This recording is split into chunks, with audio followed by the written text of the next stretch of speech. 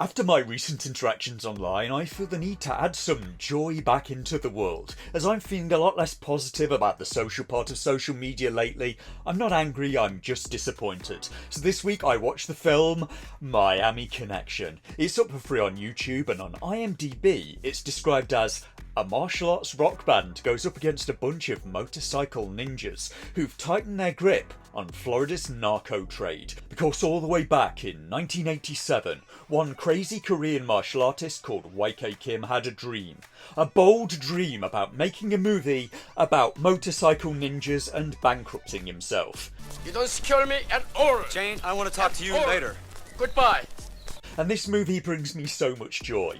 As for why, well, firstly, YK Kim has a deadly patented move, where for some reason he likes to grab people's noses with his toes. Also allow me to introduce you to that martial arts rock band, Dragon Sound. We have a special treat for you today. We have a new house band with a new dimension in rock and roll. We have the one, the only Dragon Sound.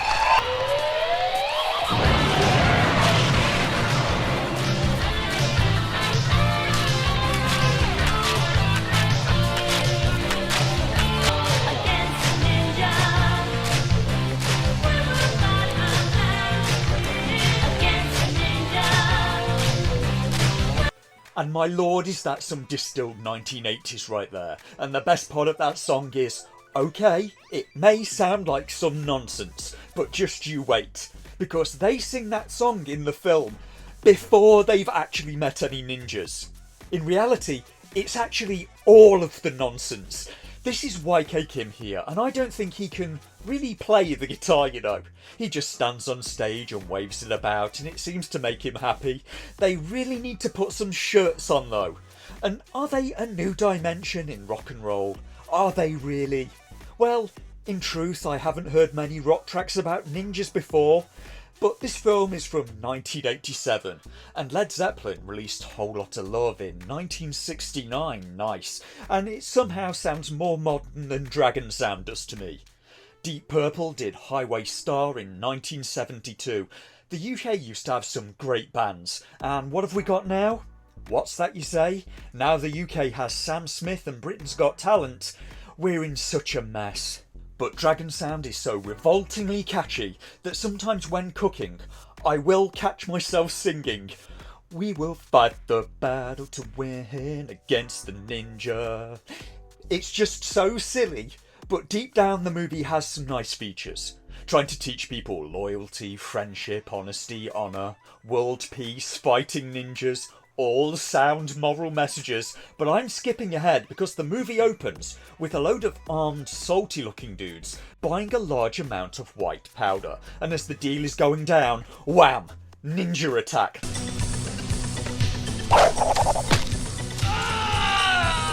Literally out of nowhere. Before the opening credits have even rolled, there's been no dialogue, no time, but there has been time for a ninja attack. The armed men get caught by surprise, all apart from this guy, who just looks extremely ready for any potential ninja attack at any moment, and for some reason the thugs with SMGs are just no match for the ninjas with their bows and swords. Then the ninjas all get on their motorbikes and leave with their loot.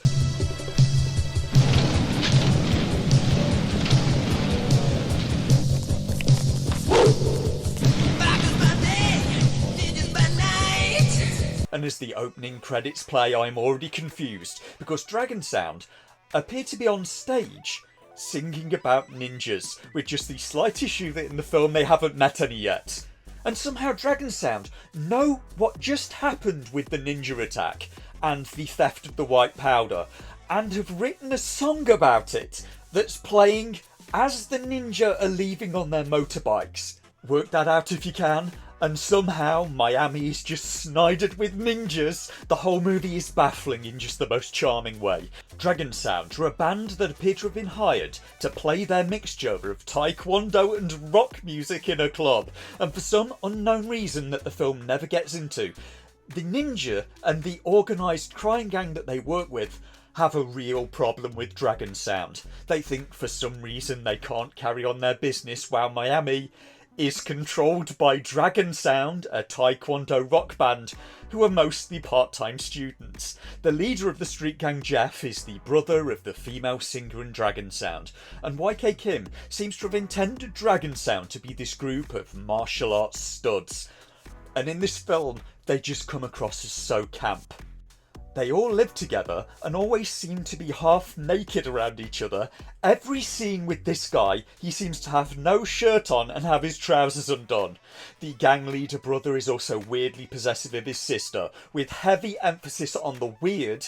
He seems consistently enraged that she's with the rock band at all. He's also enraged that she has a boyfriend. He's a narco-dealing gang leader, but he doesn't want her going out with a second-rate college student and musician. I mean, who'd want their sister with a low life like that, huh? Jeff, that's your sister Jane? She's working here?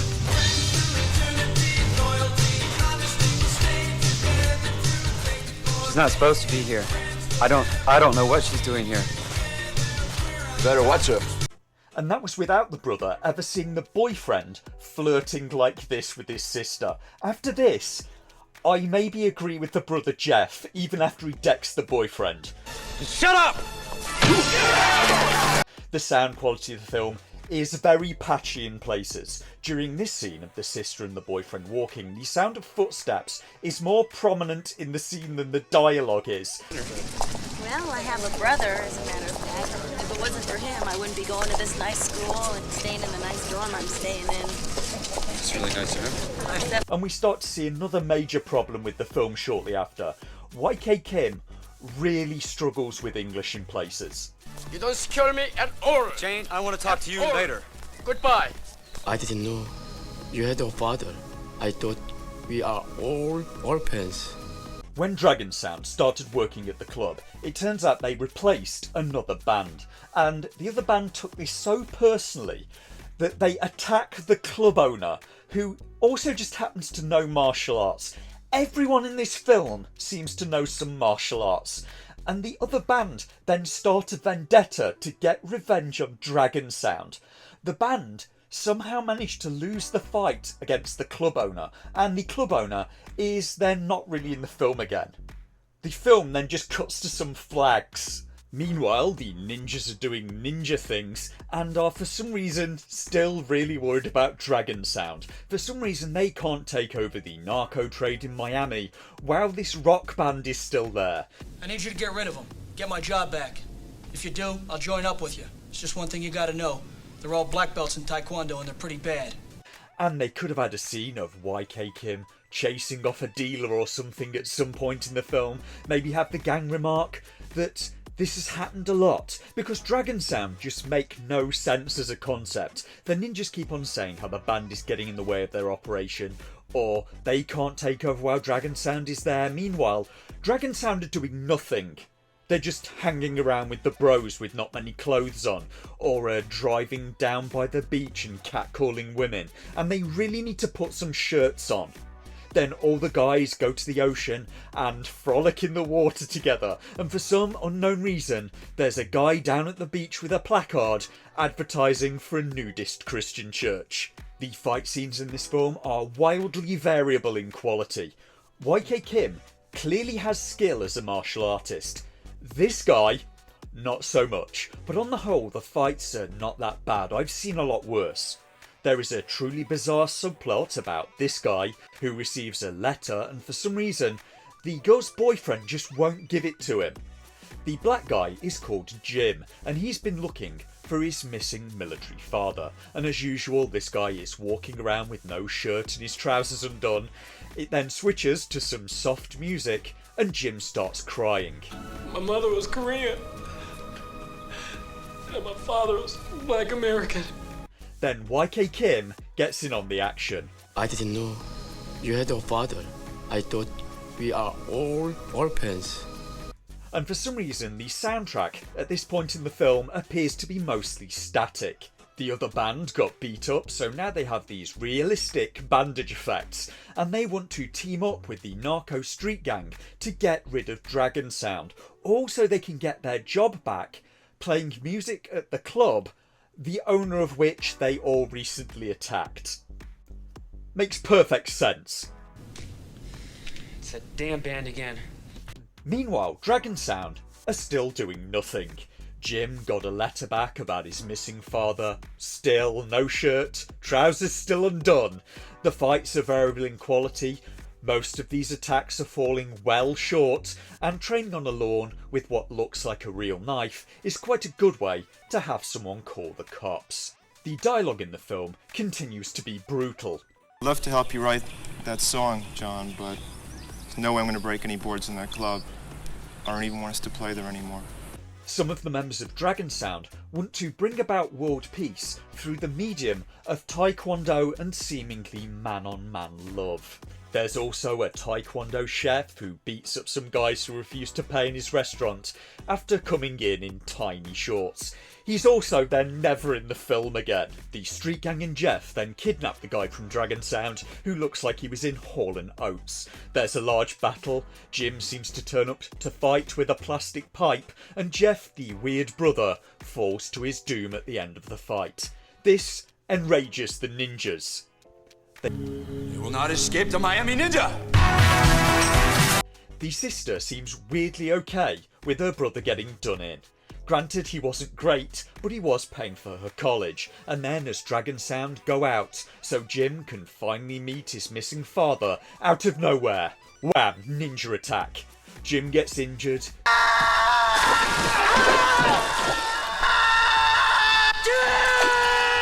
The ninjas are defeated. Their boss seems to pull off quite a neat trick of changing ethnicity in between scenes, because not only does that not look like the Japanese guy who's been leading the ninjas for the entire film, it looks like that's the tall guy from Dragon Sound in the ninja outfit. And in hospital, Jim finally meets his father, who somehow is paler than Jim, yet managed to marry a Korean woman and still have Jim. But in a film with a taekwondo rock band, I can't find it in myself to care. And the movie ends as it began, gloriously, and bookended with random ninja attacks. This film is complete nonsense, and I love it.